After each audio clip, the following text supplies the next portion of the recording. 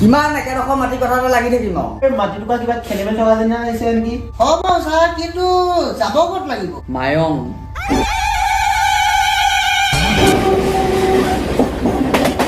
অমনা কোন বিধাতাই সাজিলে তোমাৰ পদুম চকুটি ও হৰেশ্বৰ শইকীয়া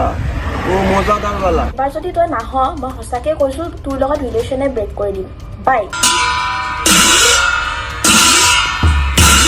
চিনি নাপাওঁ দে ক'ত আছে